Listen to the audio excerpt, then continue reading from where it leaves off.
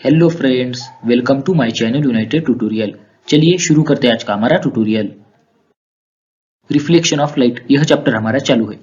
Last tutorial में हमने देखा कि प्लेन मिरर से किस तरीके से इमेज फॉर्मेशन होता है, पॉइंट सोर्स का हो या चाहे फिर एक्सटेंडेड सोर्स का हो। मैंने आपको बता दिया था। अगर अब तक आपने वो ट्यूटोरियल नहीं देखा तो वो पहले देख लीजिए, तभी आपको आज का ट्यूटोरियल अच्छे से समझ में आ जाएगा। तो चलिए आगे बढ़ते हैं। हमारी बुक में हमें एक ट्राई करने के लिए बोला गया है। Place two plane mirrors at an angle of 90 degree to each other. Place a small object between them. Image will be formed in both mirrors. How many images do you see? क्या बोला यहाँ पे? दो plane mirror लेने, दोनों plane mirror के बीच में angle होना चाहिए 90 डिग्री। और क्या करना है, हमें एक ऑब्जेक्ट उन दोनों के बीच में रखना है और हमें देखना है कि कितनी इमेजेस फॉर्म होती है, कितने नंबर ऑफ इमेजेस फॉर्म होती है, किस तरीके से फॉर्म होती है, हमें निकालना है। देखिए आपको यहाँ पे डायग्राम में दिख रहा होगा, दो मिरर्स है जो कि एक दूसरे को परपेंडिकुलर है, 90 डिग्री एंगल है दोनों के बीच में। उन दोनों के बीच में एक ऑब्जेक्ट रखा हुआ है, तो हमें कितनी इमेजेस देखने को मिल रही है? यहाँ पे हमें 3 इमेजेस देखने को मिल रही है उस ऑब्जेक्ट की। ये 3 इमेजेस हमें कैसे आई? एक ऑब्जेक्ट है और 3 इमेजेस है, तो ये किस तरीके से आया? तो ये फार्मूला है इसका, n is equal to 360 divided by a minus 1, where n is equal to number of images and a equal to angle between the mirrors. देखिए, अगर दो प्लेन मिरर्स के बीच में एंगल a है तो हमें नंबर ऑफ इमेजेस मिलेगी 360 degree divided by a, मतलब जो भी एंगल है, और माइनस 1 करना है। एक बात याद रखिए, यहाँ पे हम एज्यूम कर रहे हैं कि जो भी ऑब्जेक्ट हम प्लेस कर रहे हैं वो सिमेट्रिकली प्लेस कर रहे हैं दोनों मिरर्स के बीच में, तो उतना ज्यादा डिटेल में हमें जाने की जरूरत नहीं है। हमारे बुक में ये फॉर्मूला दिया गया है, n is equal to 360 divided by a minus 1, बस। ये मतलब दोनों प्लेन मिरर के बीच का एंगल। तो चलिए यहाँ पे हमने एंगल 90 डिग्री लिया है और हमें आंसर मिला है 3। किस तरीके से हमारा एंगल है 90 डिग्री? फॉर्मूला है 360 डिवाइडेड बाई a माइनस 1। चलिए इस फॉर्मूला में रखते हैं 360 डिवाइडेड बाई 90 माइनस 1। अभी डिग्री लिखने की जरूरत नहीं है, आप लिख भी सकते हो 360 degree divided by 90 degree. Answer तो यही आने वाला है। क्या आने वाला है? 360 डिवाइडेड बाई 90 4, तो n is equal to 4 minus 1 आएगा, और n क्या आएगा फिर? 3 आएगा। किस तरीके से 3 आंसर आया आपको पता चल गया होगा। अभी हम कुछ और एग्जांपल्स देखेंगे, लेकिन यहाँ पे आपको याद क्या रखना है, एक ही बात आप नोट डाउन करके लीजिए, n is equal to 360 divided by a minus 1। ये क्या है?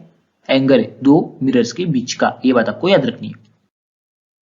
हमारे बुक में हमें एक टेबल दिया गया है, यहाँ पे हमें एंगल्स दिए गए और नंबर ऑफ इमेजेस पूछा गया है। तो सिंपल है, पहला एंगल दिया है 120 डिग्री। चलिए 120 डिग्री के लिए, लेकिन फार्मूला तो वही है, n is equal to 360 divided by a minus 1। अभी यहाँ पे मैंने डिग्री नहीं लिखा, कोई फर्क नहीं पड़ता, फार्मूला आपको याद रखना है 360 डिवाइडेड बाई a माइनस 1। चलिए क्या आएगा? a is equal to 120 degree है, n is equal to 360 divided by 120 minus 1। 360 divided by 120 3 आता है, तो n की वैल्यू क्या आ गई हमारी?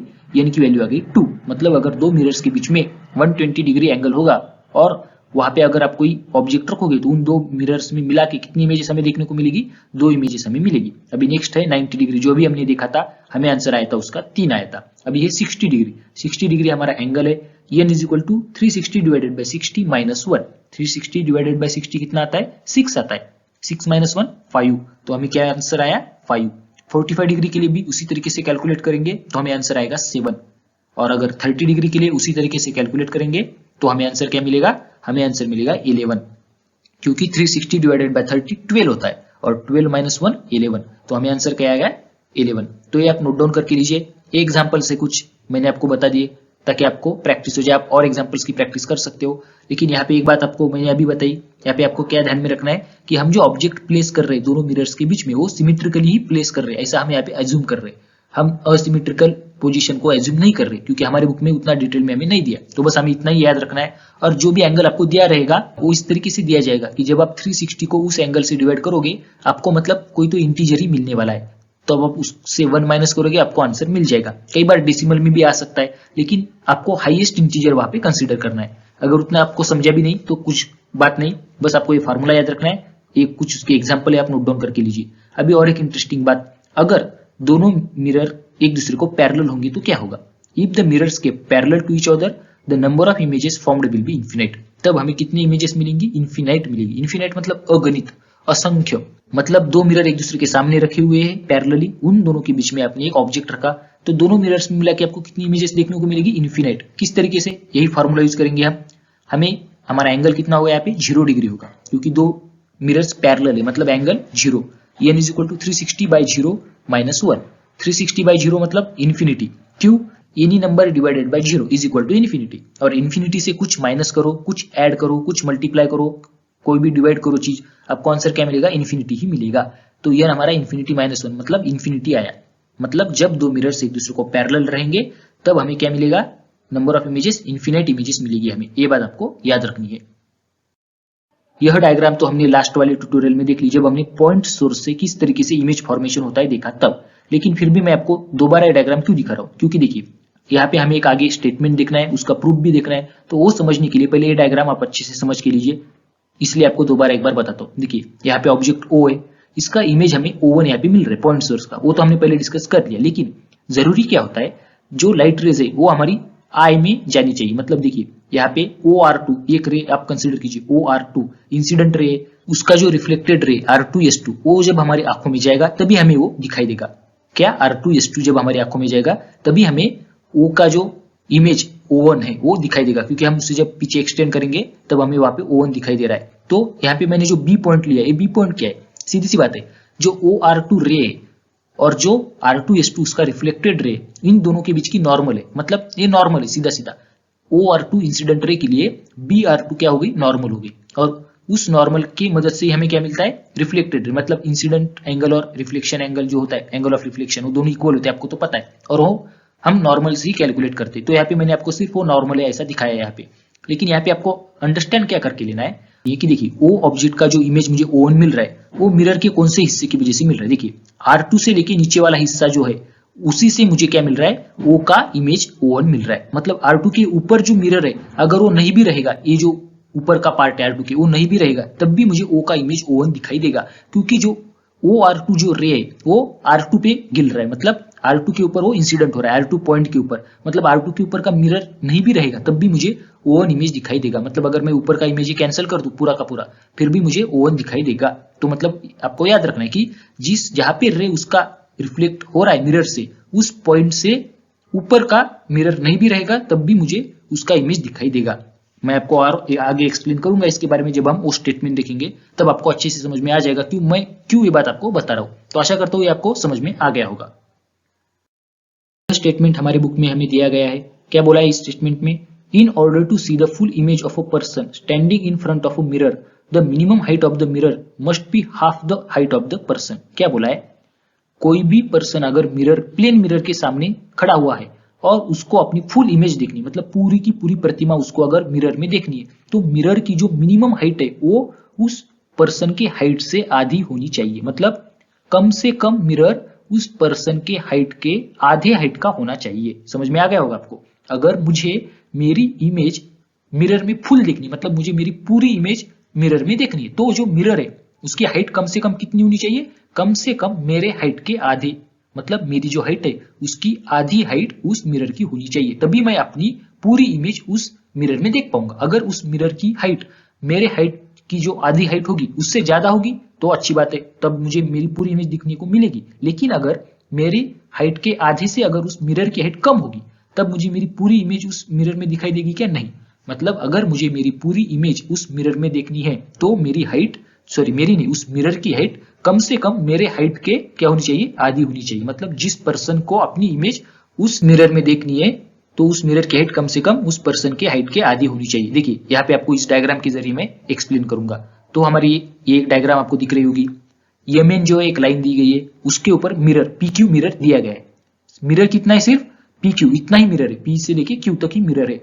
देखिए H R E S F कुछ पॉइंट है, सीधी सी बात, H F पर्सन है, H और F, H मतलब पर्सन का हेड है, F मतलब पर्सन के फीट है, मतलब पाव। सीधी सी बात आपको याद रखनी है। और जो H डैश और F डैश ये जो आपको राइट साइड में दिख रहा है वो क्या है, उसकी इमेज है। और आपको तो पता है जो भी लेंथ, जो भी हाइट ऑब्जेक्ट की होती है वही हाइट क्या होती है, इमेज की होती है। प्लेन मिरर के केस में हम यहाँ पे प्लेन मिरर की बात कर रहे हैं, तो इमेज की जो साइज या फिर इमेज की जो हाइट है वो कितनी होगी, ऑब्जेक्ट की हाइट या फिर ऑब्जेक्ट की साइज के बराबर होगी। सीधी सी बात आपको समझ में आ गई होगी।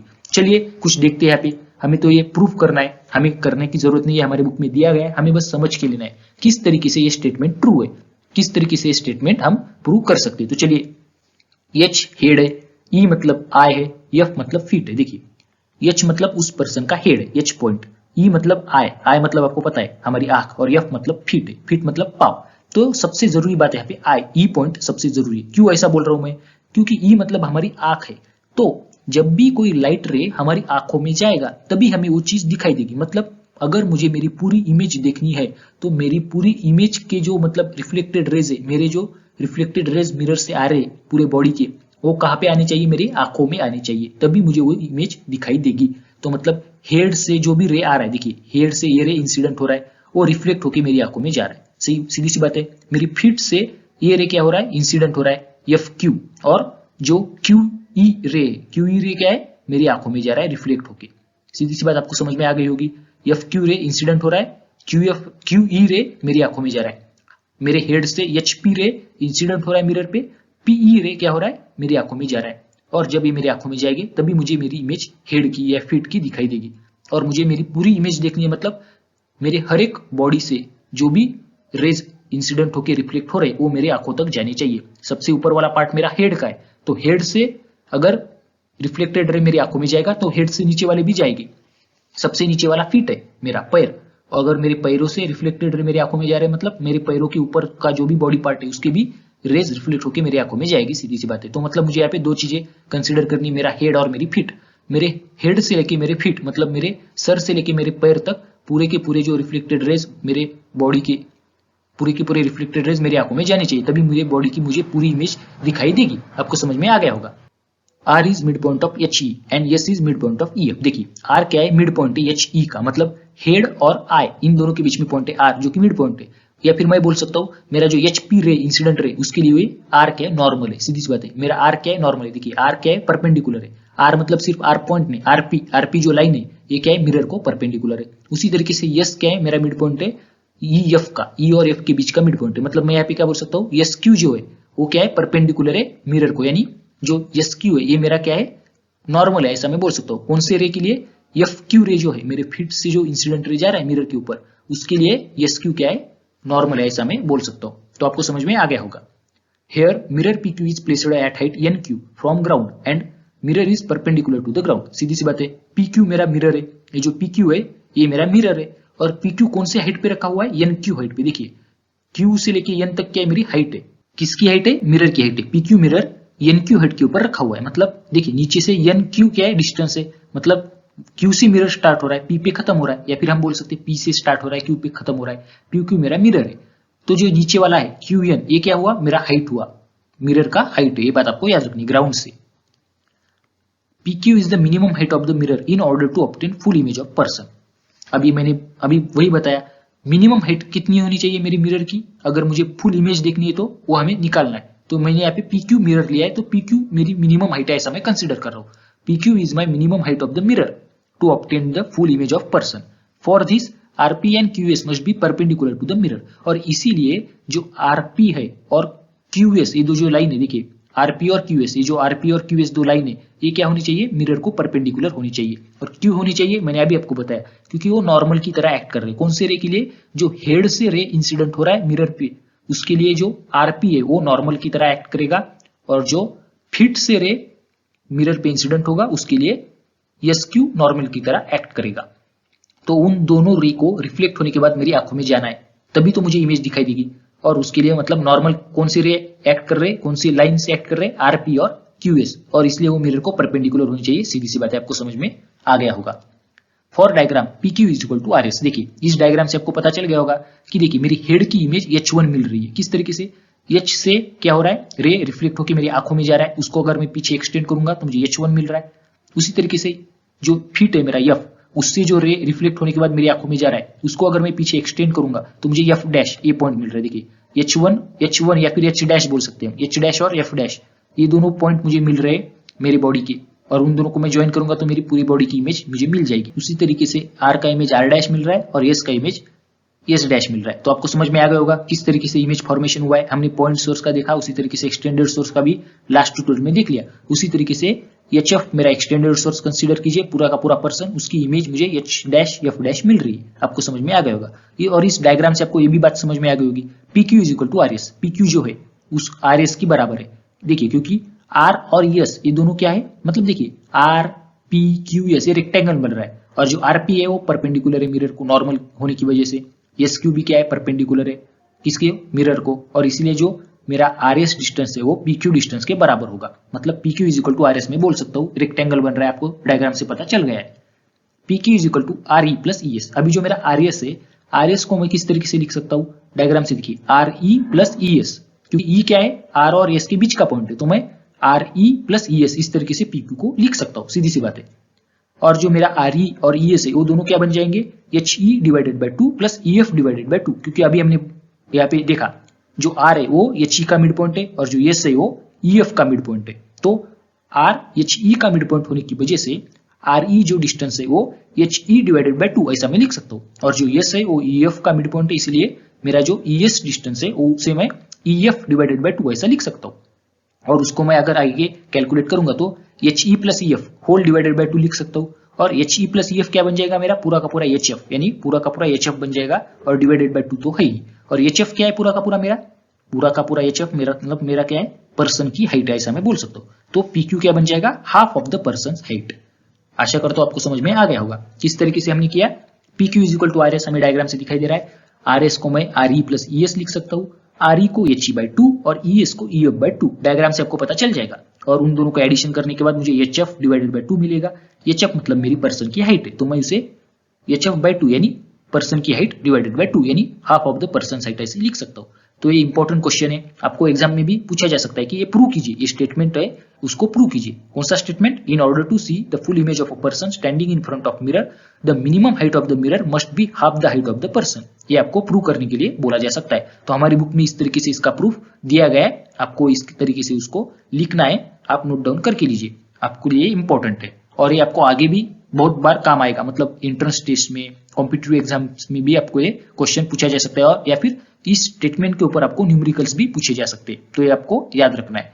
और एक तरीका है इसको प्रूव करने का, चलिए मैं आपको ट्रिक उसके बारे में बता देता हूँ, हालांकि वो हमारी बुक में नहीं है, फिर भी हम देख लेंगे। चलिए, ये डायग्राम है जो कि पर्सन की इमेज हमें दिखाती है, एच एफ पर्सन है, एच डैश एफ डैश उसकी क्या है, इमेज है, और हमें पता है कि जो इमेज साइज होती है या फिर इमेज की हाइट होती है वो ऑब्जेक्ट यानी जो भी ऑब्जेक्ट का इमेज है उसकी हाइट या फिर उसके साइज के बराबर होती है। और ये जो थीटा एंगल मैंने यहाँ पे दिखाया है, वो थीटा एंगल क्यों दिखाया है मैं आपको बताऊंगा, क्योंकि हमें यहाँ पे ट्रायंगल का सिमिलरिटी का यूज करना है, ट्रायंगल की सिमिलरिटी का, तो इसलिए मैंने यहाँ पे एंगल थीटा दिखाया है। अभी आपको ज्योमेट्री में होगा ही, तो हमें यहाँ पे ज्योमेट्री का इस्तेमाल करना है।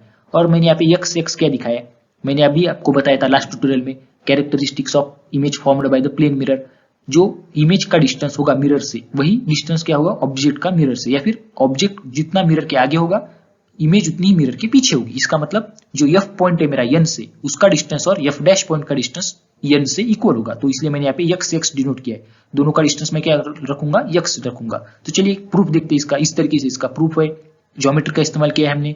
Hair triangle EPQ and triangle EH dash F dash are similar triangles. देखिए ट्रायंगल की सिमिलरिटी अगर आपको पता होगी ज्योमेट्री से तो आपको ये समझ में आ जाएगा, ईपीक्यू ट्रायंगल और EH dash F dash triangle दोनों सिमिलर है, और सिमिलर होने के कारण हम यहाँ रेशियो ले सकते हैं, इसका रेशियो उसके साइड का रेशियो या फिर हाइट का रेशियो ले सकते हैं हम। तो उस रेशियो के हिसाब से P Q divided by H dash F dash is equal to height of triangle EPQ divided by height of triangle EH dash F dash, इस तरीके से मैं ले सकता हूँ। Height of mirror divided by height of image, क्यों लिखा है मैंने, क्योंकि पी क्यू क्या है, हाइट ऑफ मिरर है, और एच डैश एफ डैश क्या है, हाइट ऑफ इमेज है। तो height of mirror divided by height of image is equal to height of triangle ईपीक्यू।